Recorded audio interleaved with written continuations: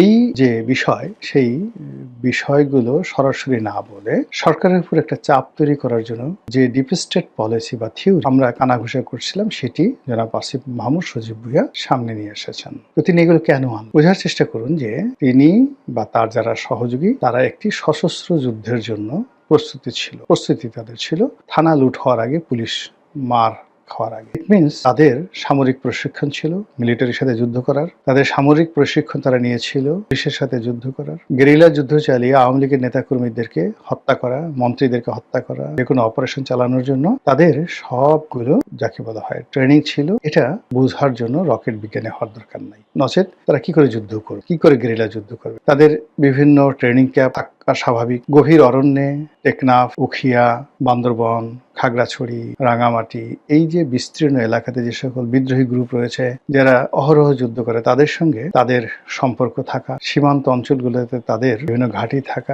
বাংলাদেশের অন্যান্য যে সকল এলাকায় অরণ্য রয়েছে যেমন সুন্দরবন রয়েছে, সিলেট রয়েছে, গাজীপুর, ভাওয়াল রয়েছে, এই সকল এলাকাতে তাদের সেই ঘাঁটি থাকা স্বাভাবিক। যদি তারা সত্যিকার অর্থে গেরিলা যুদ্ধ করতে চায় বা আগ্রহী, এই সমস্ত এলাকায় অবশ্যই তাদের লোকজন থাকার কথা। 2 নম্বর হলো যে এইগুলো তো পরিচালনা করার জন্য টাকা লাগবে। নিঃসন্দেহে তারা সেই টাকা দেশি বিদেশি বিভিন্ন সোর্স থেকে পেয়েছে বা এখনো পাচ্ছে বা আগামীতে যদি দরকার হয় তারা পাবে। এটা একটা অমীমাংসিত বিষয়, হিউজ কোশ্চেন। থার্ডলি হলো যে এই যে ডিপ স্টেট পলিসিতে বেশ কিছু অস্ত্রশস্ত্র যা আসছে এটা ব্রিগেডিয়ার সাখাওয়াত সাহেবের বক্তব্যে ফুটে উঠেছে। তিনি স্বরাষ্ট্রমন্ত্রীর দায়িত্ব থাকাকালীন সময় যেটি বলেছেন যে 7.65 বোরের যে স্নাইপার রাইফেল, এই রাইফেল বেসামরিক লোকের হাতে আসলো কি করে? জুলাই আগস্ট ওই সময়টাতে এখান থেকে প্রচুর গোলাগুলি হয়েছে। এগুলো সাধারণত পুলিশের কাছে আছে আর আছে সেনাবাহিনীর কাছে, কিন্তু এই অস্ত্র বেসামরিক নাগরিকদের কাছে কি করে এলো? আর এই ধরনের অস্ত্রে এই মানে যাকে বলা স্নাইপার রাইফেলের এই অস্ত্রের যে গুলি, এই গুলিতে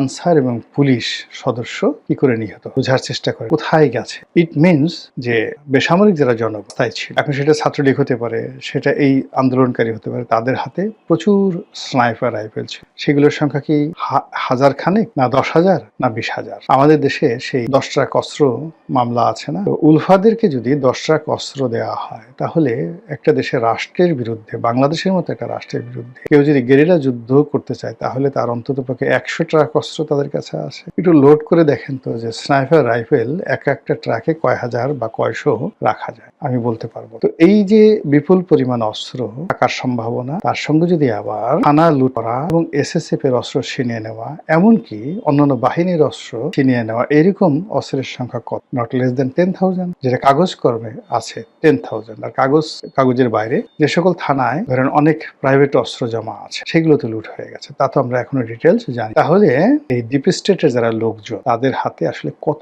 অস্ত্র আছে, এবং এই অস্ত্র বর্তমান সরকারের জন্য রীতিমতো অশনিক সংকেত। তো সেই অশনিক সংকেত বুঝিয়ে দেওয়ার জন্য, জানিয়ে দেওয়ার জন্য আসিফ মাহমুদ সজীব ভুঁইয়া সরকারের উদ্দেশ্যে যদি আবার সেই ডিপ স্টেটের যে থিওরি সেটি তুলে ধরে বা সেই কথা স্মরণ করিয়ে দেন, এর অর্থ যে সেই অস্ত্র তো এখনো জমা দেওয়া, অস্ত্র উদ্ধার করা হয়, ট্রেনিংও জমা দেওয়া হয়, যারা প্রস্তুতি নিয়েছিল তাদেরকে অ্যাসার্টেন করা যায়। যেমন শান্তি বাহিনীর সদস্যদেরকে পুনর্বাসিত করা হয়েছে, এদেরকে পুনর্বাসিত করা হয়। এবং আপনি দেখবেন যে অনেকগুলো মানুষ আমাদের সমাজে ভীষণ রকম উগ্রতা ছড়িয়ে পড়ে। কোন একটা মানুষের পেটে যদি টাকা থাকে, অস্ত্র থাকে, গোলাবারুদ থাকে, ট্রেনিং থাকে, ওর ভাবসাবে এই সমাজের এখন সেই গত 17-18 মাসে অনেকগুলো মানুষ, একজন দুজন না, হাজার মানুষ টেকনাফ থেকে তেতুলিয়া পর্যন্ত অলনে ছাড়েন, তারা সবাই খুব সাহসী হয়ে পড়েছিল। এখনো তাদের সেই সাহস আছে। তারা SP কে ধাক্কা দিচ্ছে, DC কে গালাগালি করছে, OC কে তো পাত্তাই দিচ্ছে না। এরকম ঘটনা গত 17 মাসে কত হাজার ঘটেছে। তার যদি ট্রেনিং না থাকতো, তার যদি অর্থ না থাকতো, তার যদি অস্ত্র না থাকতো, এই কাজগুলো তার করার কথা। কেবলমাত্র শক্তি দিয়ে এই কাজ করা